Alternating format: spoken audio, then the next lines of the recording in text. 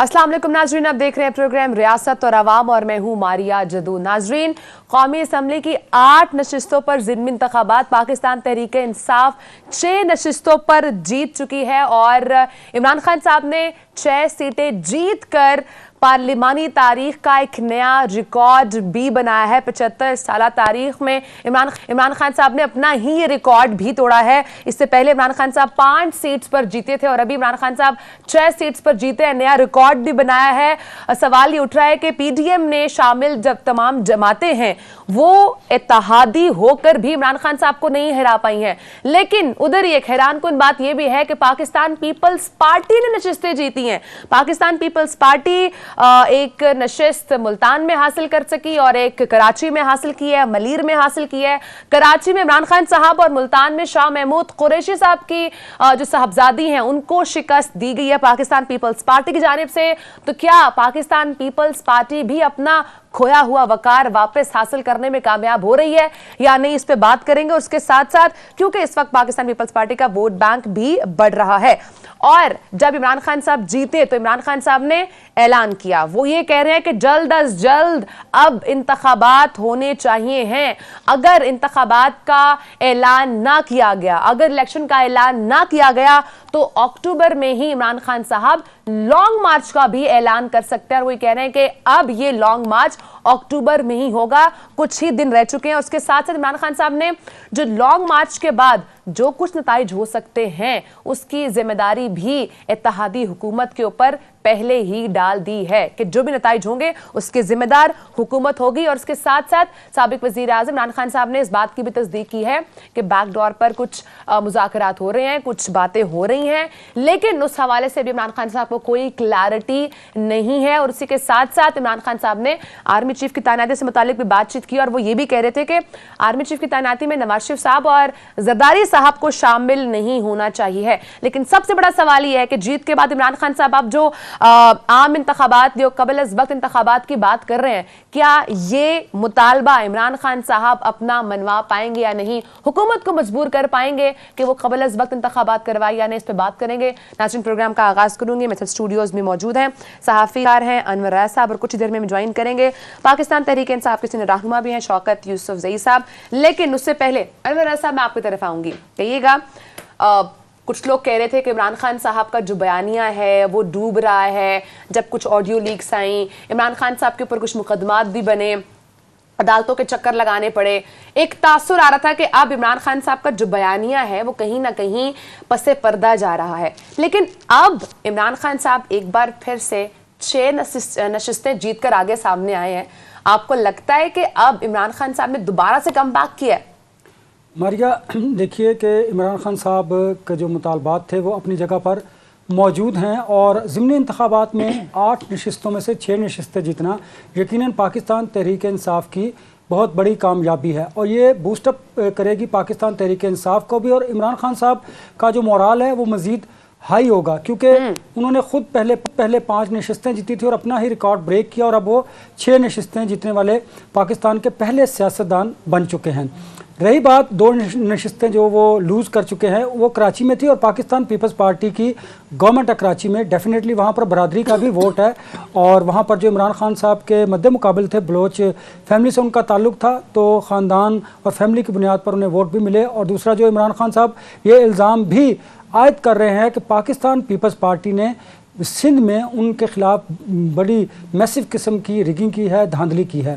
ये तो अपनी जगह पर मौजूद। और अगर मुल्तान की नशिस्त की मैं बात करूं तो यूसुफ रज़ा गिलानी साहब के जो साहबजादे हैं मूसा, उन्होंने जो नशिस्त ये कामयाबी उन्होंने समेटी है, उसकी बुनियादी वजह यह है कि यूसुफ रज़ा गिलानी साहब जब प्राइम मिनिस्टर थे उन्होंने अपने हलके में बहुत काम करवाया। और दूसरी बुनियादी वजह यह है कि मूसा साबिक वज़ीर आज़म के साहबजादे होने के साथ साथ जब वो बाहर निकलते हैं, बाज़ार में जाते हैं, अपने हलके का विज़िट करते हैं तो वो रेडी बान के साथ, किसी मोची के साथ, किसी आम आदमी के साथ ज़मीन पर बैठते हैं, उनसे गुफ्तगू करते हैं। और आपको पता है कि ये चीज़ें हमारे यहाँ बड़ी मैटर करती हैं। और रही बात इमरान खान साहब की, इमरान खान साहब का मुतालबा अब मज़ीद ज़ोर पकड़ेगा क्योंकि उन्होंने ज़िमनी इंतखाबात में एक मैसिव किस्म की कामयाबी हासिल की है। क्योंकि अब उनके जो मुतालबात हैं उसमें इसलिए भी ज़्यादा तेज़ी आएगी कि मैं समझता हूँ कि वो इस्टेब्लिशमेंट के साथ जो बैक डोर राब्ते हैं उनके, इसी वजह से शायद वो लॉन्ग मार्च की तारीख भी नहीं दे रहे। एक क्वेश्चन रेज होता था कि इमरान खान साहब क्यों कबल अज़ वक्त इंतखाबात की बात कर रहे हैं, अभी हालात नहीं है, बीच में सैलाब भी आ गया तो सिचुएशन नहीं बन पा रही थी, लेकिन अब ये नशिस्तें जीतने के बाद आपको लगता है इमरान खान साहब का जो मुतालबा है कबल अज़ वक्त इंतखाबात का दोबारा से एक तो रिवाइव हुआ है, तो क्या अब ये वैलिड है? देखिए मारिया, इमरान खान साहब अब सियासत के रमूज़ो औकाफ जो हैं वो समझ चुके हैं, क्योंकि वो कानूनी तौर पर भी अदालतों का सामना कर रहे हैं और उन पर जो मुकदमात कायम किए गए हैं उन्हें वो फेस कर रहे हैं। वो मुल्क से नहीं भागे, ये उनका एक बयानिया है अपने जो यंग वोटर्स हैं उनके लिए। दूसरी बात कि वो पॉलिटिकली भी गेन कर रहे हैं कि देखिए अगर वो 6 नशिस्तों से फिर एक रखेंगे और 5 पर से रिज़ाइन करेंगे और उस पर फिर इंतखाबात होंगे, दूसरी बात तो हुकूमत को खासा टफ टाइम मिलेगा और दोबारा अगर इमरान खान साहब फिर इन नशिस्तों पर खड़े होते हैं तो उन्हें कामयाबी हासिल होती है, तो फिर हुकूमत आएगी। और तीसरा, वो मुज़ाकरात कर रहे हैं एस्टेब्लिशमेंट के साथ और वो कोशिश कर रहे हैं, क्योंकि देखिए वो इस हुकूमत को तस्लीम ही नहीं करते, इसलिए वो कबल अज़ वक्त इंतखाबात का मुतालबा करते हैं और उनके मुतालबे में ये है कि मुल्क को अनारकी से बचाने के लिए वक्त दे रहे हैं और वो कोशिश कर रहे हैं कि हालात जो हैं वो किसी ना किसी तरीके से समझ जाएं। साहब मैं sorry to cut you off, मैं आपसे आगे कंटिन्यू करूंगी, लेकिन इस वक्त मैं ज्वाइन किया पाकिस्तान तहरीक इंसाफ के रहनुमा शौकत यूसुफ सईद। सर बहुत शुक्रिया, आपने प्रोग्राम को टाइम दिया। सर कहिएगा, एक तरफ जहां पर इमरान खान साहब ने 6 नशिस्तें जीती हैं, वहीं पर इस वक्त जो पाकिस्तान मुस्लिम लीग नून है उनकी रहनुमा है मरियम औरंगजेब साहिबा, वो तो ये कह रही हैं कि हमने उल्टा आपसे 2 सीट्स छीन ली हैं, आप लोग हार गए हैं 2 सीट्स पर, आपको वहां पर भी जीतना चाहिए था। बिस्मिल्लाहिर्रहमानिर्रहीम, बहुत शुक्रिया। देखें, ये तो इस वक्त ये फ्रस्ट्रेशन का शिकार हुए हैं, इनको तो समझ ही नहीं आ रही है कि ये करें क्या। हुकूमत में आए हैं, हुकूमत इनसे चल नहीं रही है, इनका एजेंडा सामने नहीं आ रहा है, महंगाई इतनी बढ़ गई है कि कुछ भी कहें लोग इनकी बात सुनने के लिए तैयार नहीं, बाहर इनकी इज्जत नहीं हो रही। तो अब देखें, इन्होंने, हमने तो सारी नशिस्तों से रिजाइन किया था ना, तो ये तो इन्होंने प्लान करके ये 8 नशिस्तें इन्होंने चुनी और वो नशिस्तें चुनी जहाँ पे हमारा इनका वोट बैंक ज्यादा था। और पिछले बाजी में जब भी आप इलेक्शन होते रहे तो ये वहां से बड़ी आसानी से जीतते रहे थे, और वो उन नशिस्तों का इन्होंने इंतखाब किया और उस पर इलेक्शन कराया। और जो बुरी तरह शिकस्त हुई, इन्होंने पहले इनके अकेले कैंडिडेट होते थे, इस दफा इन्होंने मुश्तरका PDM के उम्मीदवार खड़े किए। तो जिस तरीके से हराया है इनको, ये हारे हैं, इनको तो समझ ही नहीं आ रही कि हमने आगे क्या करना है। क्योंकि जो इमरान खान की जो अवामी मकबूलियत है वो इस नहज पर पहुंच चुकी है कि अब वो उनके सामने कोई भी नहीं खड़ा हो सकता। तो शौकत, तो ये इनके लिए लम्हा फिक्रा है इस वक्त, ये इनको करें तो क्या करें। शौकत साहब ये बताइएगा कि इंतखाबात में कामयाबी के बाद आप समझते हैं कि जो आपका कबल अज़ वक्त इंतखाबात का मुतालबा है और आर्मी चीफ की तकर्री के हवाले से जो आप डिमांड करते हैं वो पूरी हो सकती हैं? देखिए, अगर इस मुल्क के अंदर जमहूरियत है, इस मुल्क के अंदर जमहूरी इदारे हैं, तो मेरे ख्याल से उनको जरूर सोचना चाहिए कि अवाम क्या चाहती है। ये देखिए, हमारे लिए तो ये बड़ा मुश्किल टास्क था, क्योंकि इमरान खान ने कहा मैं असेंबली नहीं जाऊंगा। तो जब जिस बंदे को ये पता है कि इसने असेंबली नहीं जाना है, इसने मेरे लिए सड़क नहीं बनानी है, इसने नाली गली नहीं बनानी है, और फिर भी वो उसको वोट करता है, तो ये रेफरेंडम था, ये इलेक्शन नहीं था, ये रेफरेंडम हुआ है। और रेफरेंडम की कदर करनी चाहिए। अवाम इस वक्त ये चाहती है कि नए इंतखाबात हों और इन लोगों से जान छूटे, क्योंकि ये मुल्क नहीं चला सकते, न इनसे मुल्क चल रहा है। ये इसहाक डार को लेकर आए और उस ऐसे बंदे को लेकर आए जो मनी लॉन्ड्रिंग का बादशाह है, और इसने खुद तस्लीम भी किया था। अगर आपको याद है, BBC की पूरी रिपोर्ट आपके सामने होगी कि इसने कहा मैं नवाज शरीफ के लिए मनी लॉन्ड्रिंग करता रहा।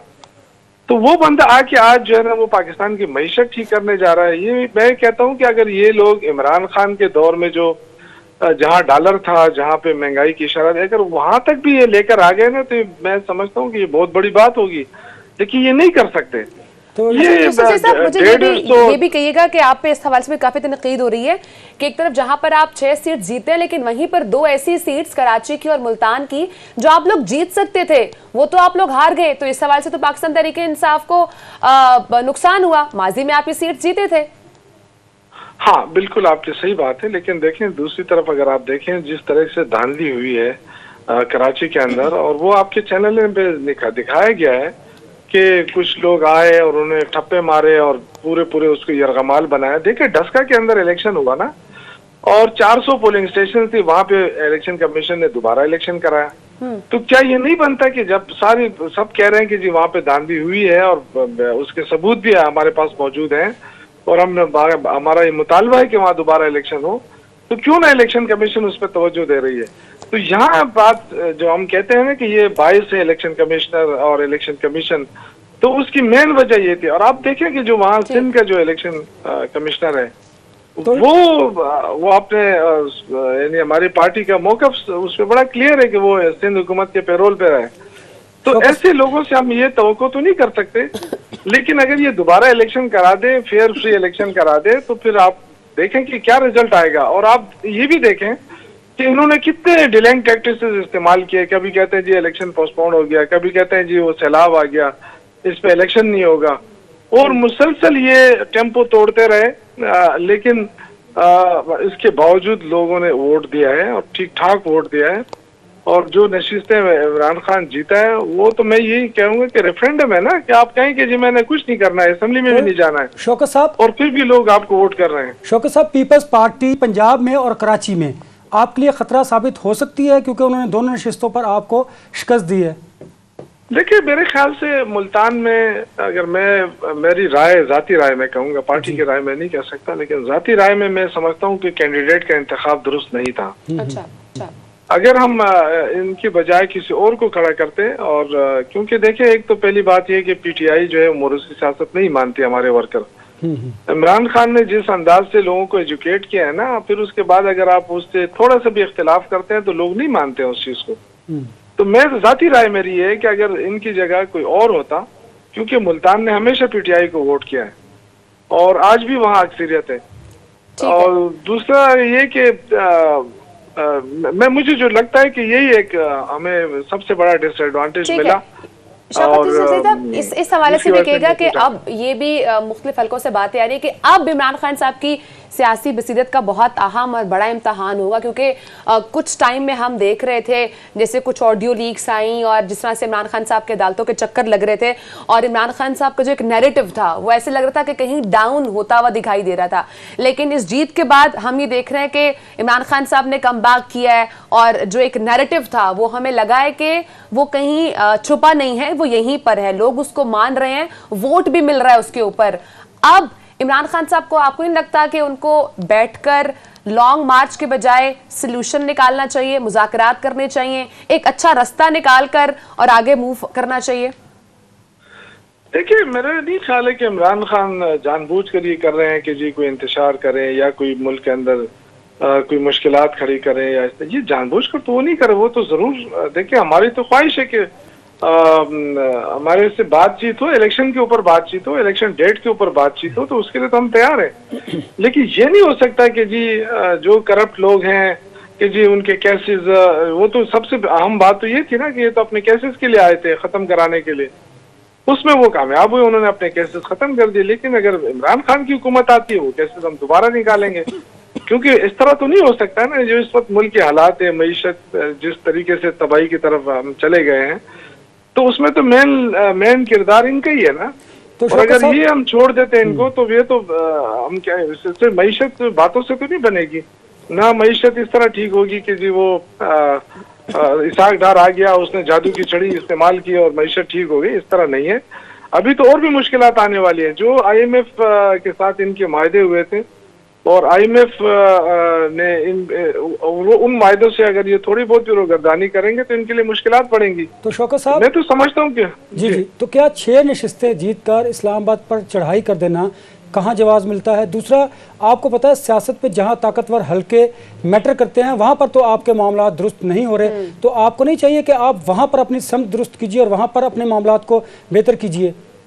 देखिए, पाकिस्तान तहरीक इंसाफ एक जमहूरी पार्टी है और मेरे ख्याल से जमहूरियत का तो यही था कि हम इलेक्शन के अंदर गए और इन्होंने उन सीटों का इंतखाब कराया जहां ये समझते थे कि उनकी अक्सरियत है, और वहां पे आवाम ने जो जिस तरीके से इमरान खान को वोट किया, और मैं ये आपको दावे से कहता हूं कि अगर मुल्तान में इमरान खान खुद खड़े हो जाते तो ये तो इनकी जब्त हो जाती इनकी जमानतें। लेकिन बहरहाल वो एक ये तो हम ऊंच नीच होता रहता है, हमेशा इस तरह कोई बात नहीं है। लेकिन इनकी हुकूमत थी, इलेक्शन कमीशन इनके साथ था, सारे इनके साथ होने के बावजूद अगर तो यूसुफ ज़ैद साहब, इसका मतलब है कि पार्टी में ऐसे मजबूत कैंडिडेट नहीं हैं कि जो इंतखाबात में हिस्सा ले सके, क्योंकि 2023 के आम इंतखाबात में इमरान खान साहब क्या सारी नशिस्तों पर इलेक्शन जीतेंगे, इलेक्शन लड़ेंगे, क्या समझते हैं आप? नहीं, देखिए बात ये नहीं है, ये तो देखिए कि हमारी हिकमत अमली थी कि ये लोग कहते थे कि इमरान खान पॉपुलर नहीं रहे, तो ये हमारे पास और क्या पैमाना हो सकता है पॉपुलरिटी का नापने का। तो अवाम के पास जाना होता है ना, और वो अवाम के पास गए और अवाम ने अपना फैसला दे दिया। अब मसला तो ये है कि अब हुकूमत के लिए ये बहुत बड़ा चैलेंज बन गया, क्योंकि ये जो 13 जमातें मिलकर जो कहती थी कि जी ये तो टांगा पार्टी है, ये तो हवा में आई है, ये एस्टेब्लिशमेंट के कंधों पे चढ़कर आई है, और अब इनसे कंधों वो जो सीढ़ियां हैं वो खींच ली गई है। तो अगर सीढ़ियां खींच गई हैं और फिर भी इमरान खान वो अपनी सीटें जीत रहा है, तो इसका क्या मतलब हुआ? अब इसके बाद इनके पास क्या है? इन्होंने मुकदमे उसके खिलाफ दर्ज कराए, कभी कहता है दहशतगर्दी है, कभी कहता है क्या है। तो इन्होंने तो अपने सारे हरबे इस्तेमाल कर लिए हैं कि किसी तरीके से ये भाग जाए, किसी तरीके से इसको प्रेशर में लाया जाए। बहुत शुक्रिया सर, बहुत शुक्रिया आपका। नाज़रीन, हमारे साथ पाकिस्तान तहरीक इंसाफ के सीनियर रहनुमा शौकत यूसुफ मौजूद थे। सर बहुत शुक्रिया, आपने प्रोग्राम को वक्त दिया। नाज़रीन, ब्रेक का टाइम है, ब्रेक के बाद इस इशू पे बात करेंगे, लेकिन हमारे साथ पाकिस्तान मुस्लिम लीग नून के सेनेटर अफनानुल्लाह साहब मौजूद होंगे, उनसे बात करेंगे ब्रेक के बाद।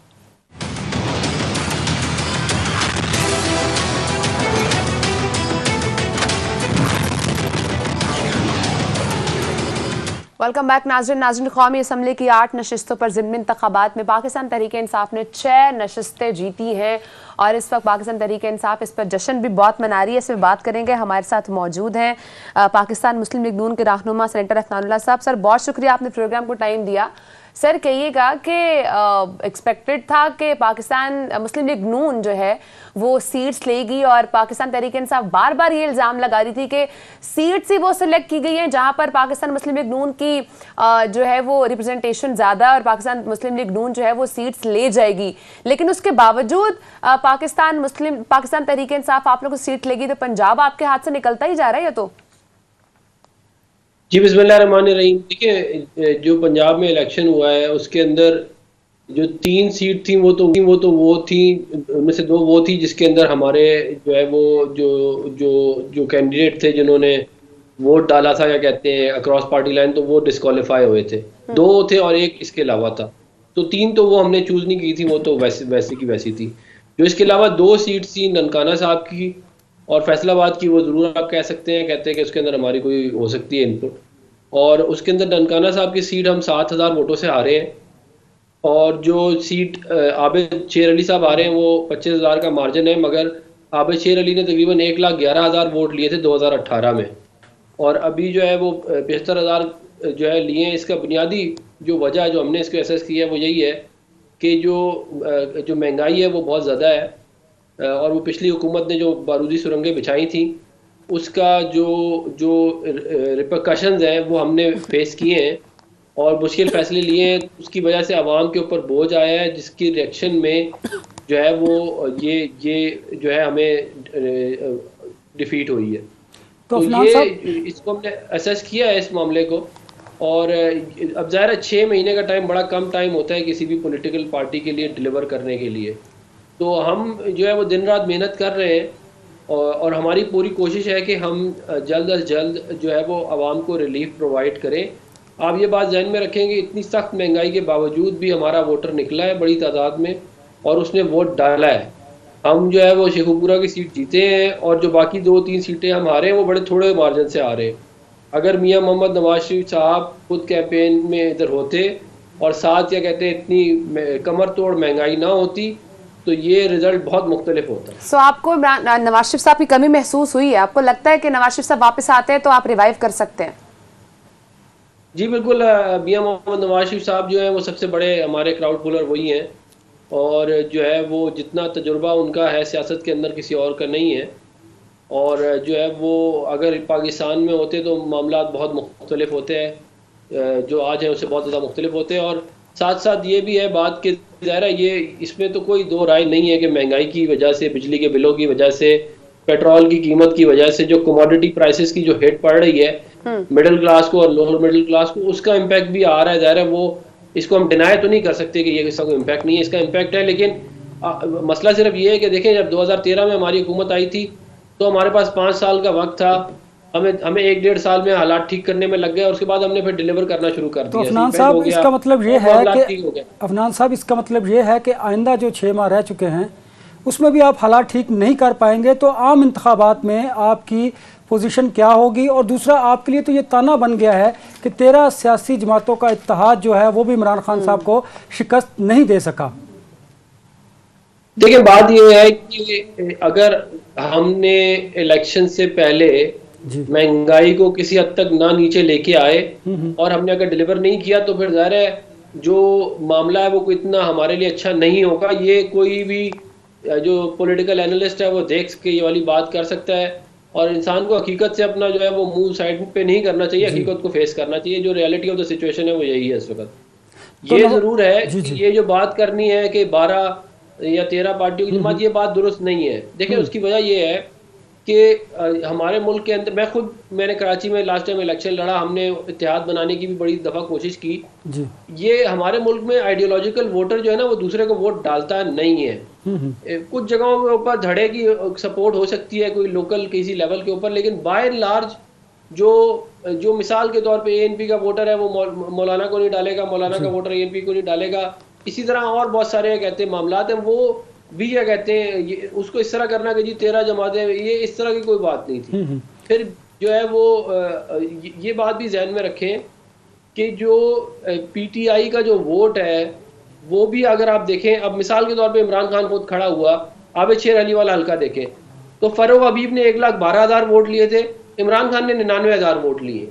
तो ये भी एक, हालांकि इमरान खान उनका लीडर है और वो खुद कैंपेन भी की, जलसा भी किया, तो ये भी एक लम्हा फिक्रिया है। बहरहाल जीत तो पाकिस्तान तहरीक इंसाफ की। इमरान खान साहब, पार्लियामानी तारीख में पहली दफा ऐसा हुआ कि किसी सियासतदान ने 6 सीटें जो है वो जीती हैं, लेकिन इसके साथ साथ ज़िमनी इंतखाबात में जो नून लीग की बदतरीन परफॉर्मेंस रही अफनानुल्लाह साहब, उस पर नवाज शरीफ साहब भी काफी बरहम दिखाई दी। उन्होंने कोई फैक्ट फाइंडिंग कमेटी भी कायम की और कहा गया कि रिपोर्ट जो है वो पेश की जाए उनको कि आखिर ऐसा हुआ क्या था। तो इस हवाले से क्या है, नवाज शरीफ साहब क्यों बरहम हुए?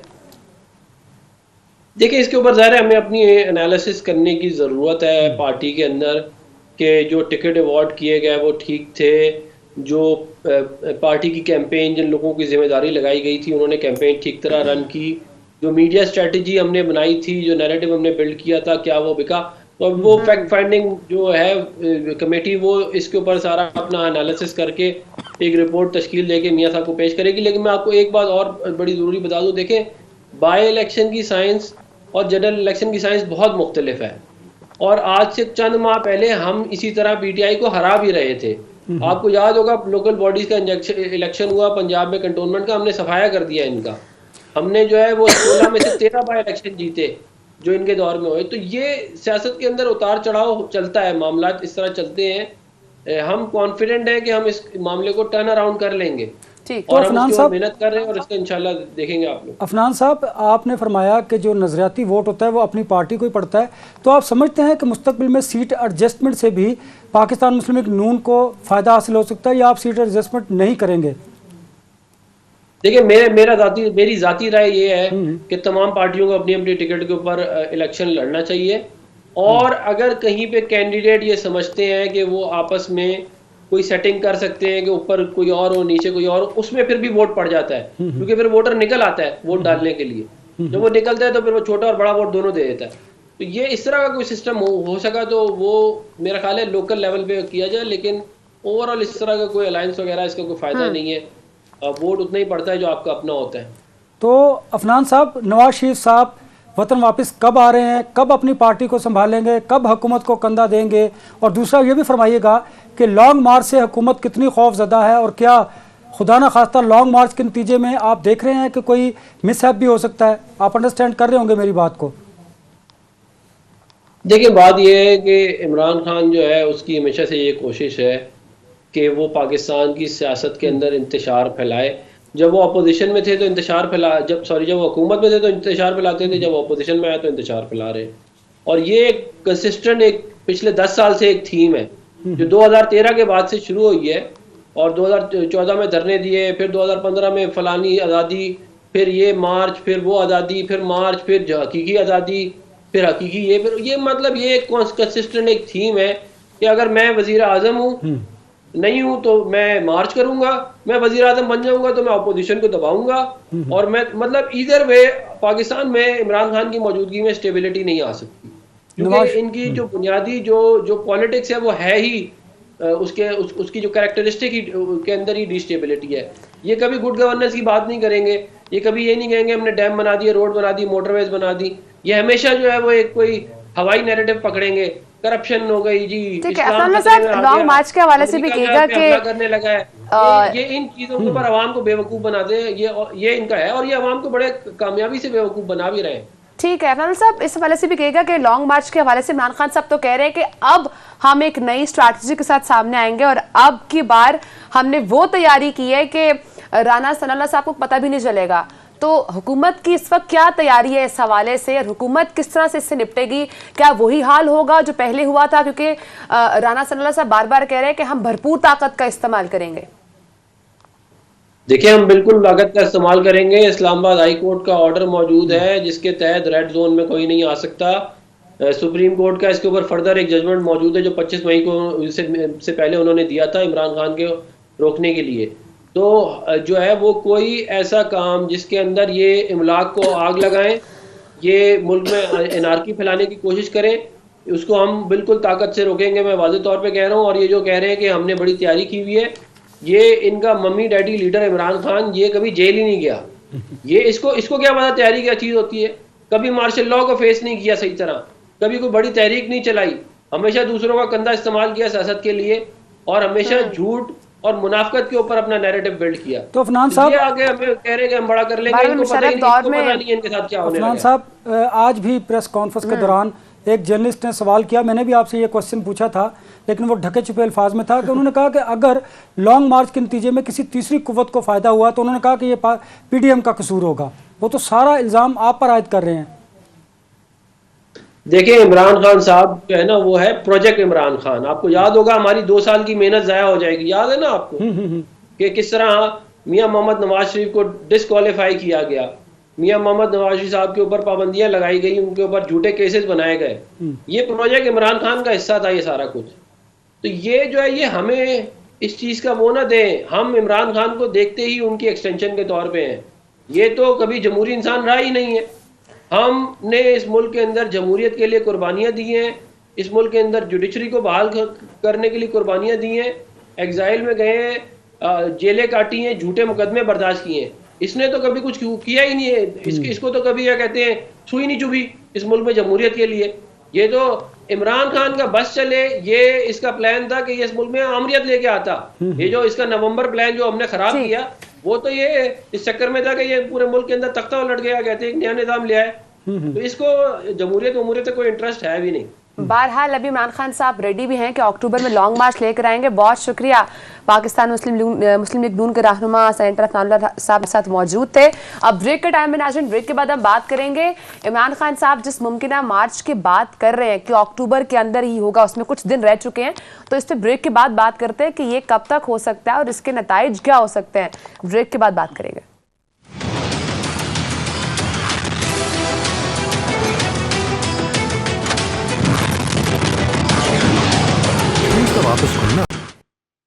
नाजरीन बात कर रहे हैं हम इमरान खान साहब की जो ज़िमनी इंतखाबात में जीत के हवाले से। उसके बाद इमरान खान साहब अब ये बज़िद हैं कि मार्च, लॉन्ग मार्च अक्टूबर में ही होगा। वही कह रहे हैं कि अब मजीद और इंतजार नहीं हो सकता और ये जो मार्च है उनका ये अक्टूबर में ही होगा। अनवर साहब, इमरान खान साहब जीते ज़िमनी इंतखाबात में, बहुत अच्छी बात है, लेकिन अब वो ये कह रहे हैं कि ये जो मार्च है ना, ये लॉन्ग मार्च वो करने जा रहे हैं, वो उन्होंने अक्टूबर में ही करना है और उसके साथ साथ वो जल्द अज जल्द शफाफ इंतखाबात की भी बात कर रहे हैं। अब जो इमरान खान साहब के जो मुतालबा है जल्दी इंतखाबात का, आपको लगता है कि इसका जवाब अब बनता है?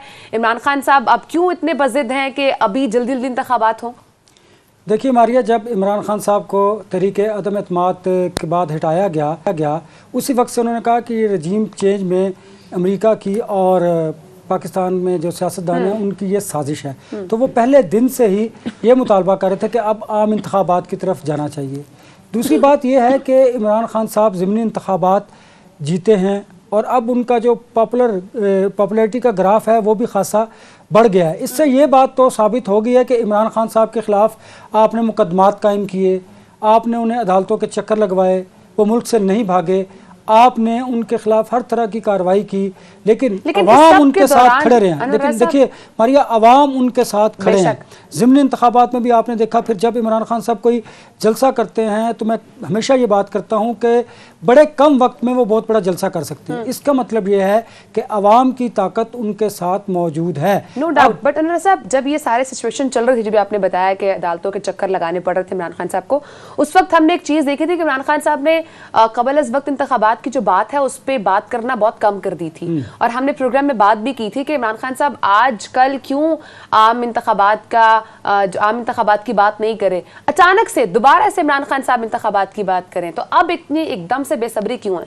हाँ, ये लॉजिक ज़रा समझिएगा कि इमरान खान साहब बैकडोर जो राब्ते थे एस्टेब्लिशमेंट के साथ वो मौजूद थे, लोग मीडिएशन का किरदार भी अदा कर रहे थे और कहीं ना कहीं पर उनकी बात चल रही थी। आज भी उन्होंने अपनी प्रेस कॉन्फ्रेंस में इसका इजहार किया कि बात कहीं ना कहीं चल रही थी, कुछ थी भी नहीं भी थी। आज उन्होंने अपनी गुफ्तगू में मायूसी का इजहार किया।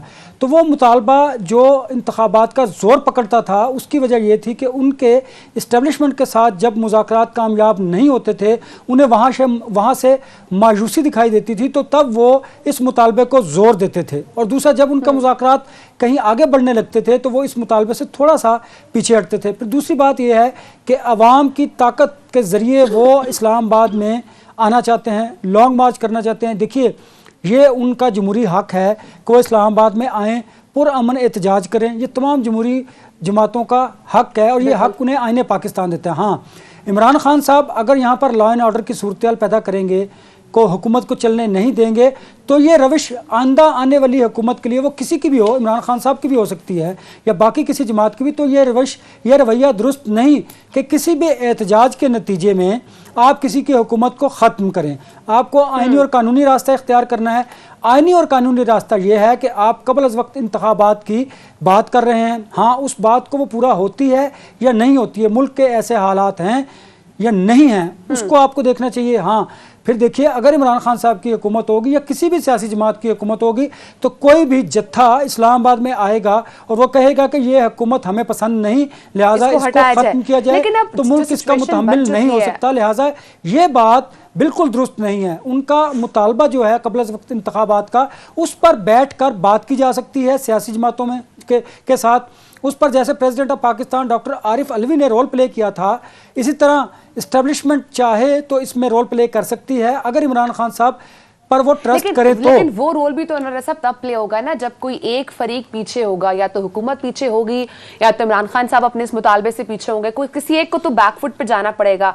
आज भी इमरान खान साहब से जब बात हुई तो वो कह रहे हैं हमारे मुज़ाकरात हो रहे हैं, लेकिन उनको इस हवाले से कोई क्लैरिटी नहीं है अभी तक।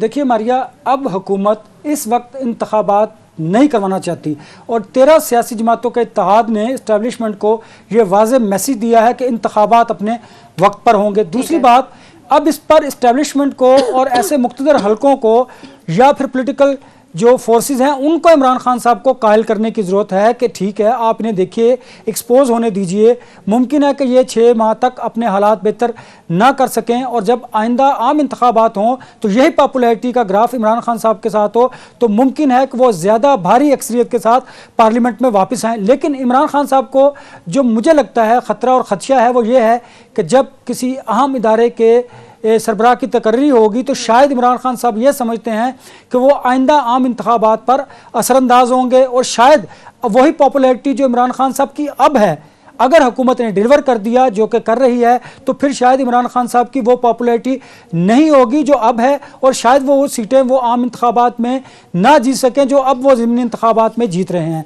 तो ये एक ख़तरा हो सकता है इमरान खान साहब को, इसीलिए वो उजलत में है, जल्दी में है कि वो इस्लामाबाद की तरफ मार्च करें। और उन्होंने आज कहा भी, पार्टी के कुछ अपने लोग भी हैं जो इमरान खान साहब को मशवरा दे रहे हैं कि जो हुकूमत है उसको अपना टेन्योर पूरा करने दिया जाना चाहिए।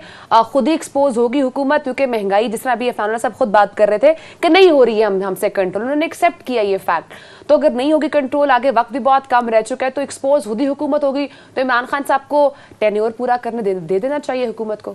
देखिए ये एक दरमियानी बात है कि सियासत में आपको लचक का मुजाहरा करना चाहिए। इमरान खान साहब को बिल्कुल इस हुकूमत को वक्त देना चाहिए। उन्हें इस्टेब्लिशमेंट की, बाकी मुल्क की बेहतरी के लिए जो सियासी कुव्वतें हैं उनकी ये बात, और अपनी जमात के अंदर जो उनकी लोग जो कह रहे हैं कि हमें अनारकी की तरफ नहीं जाना चाहिए, और ये बात मान लेनी चाहिए कि हुकूमत अपना वक्त पूरा करे। अगर हुकूमत वक्त पूरा करती है और हालात उनसे नहीं संभलते, माशी तौर पर हालात इसी तरह अबतर रहते हैं, महंगाई होती है, तो वो हुकूमत खुद एक्सपोज होगी और उसका नुकसान उनको आम इंतखाबात में होगा और इमरान खान साहब को इसका फ़ायदा होगा, क्योंकि इमरान खान साहब किसी ना किसी की बात तो मानेंगे, किसी ना किसी को वेटेज तो देंगे, वो इस्टेब्लिशमेंट हो या पॉलिटिकल फोर्सेस हों, वह या वो लोग हों जो बैकडोर इस्टेब्लिशमेंट और हुकूमत के माबैन और इमरान खान के माबैन राब्ता करवा रहे हैं। तो मैं समझता हूँ कि इमरान खान साहब को अपनी इस अवामी ताकत का पॉजिटिव इस्तेमाल करना चाहिए। उन्हें यहाँ पर किसी न किसी पॉइंट मान लेनी चाहिए। वक्त खत्म हो चुका है, अब देखना ही है कि किसकी बात मानते हैं, किसकी बात नहीं मानते। बहरहाल लॉन्ग मार्च की जो बात कर रहे हैं उसमें दिन तो कुछ कम ही रह चुके हैं। इंशाल्लाह नाज़रीन आपसे कल मुलाकात होगी। अपना बहुत सारा ख्याल रखिएगा। अल्लाह हाफ़िज़।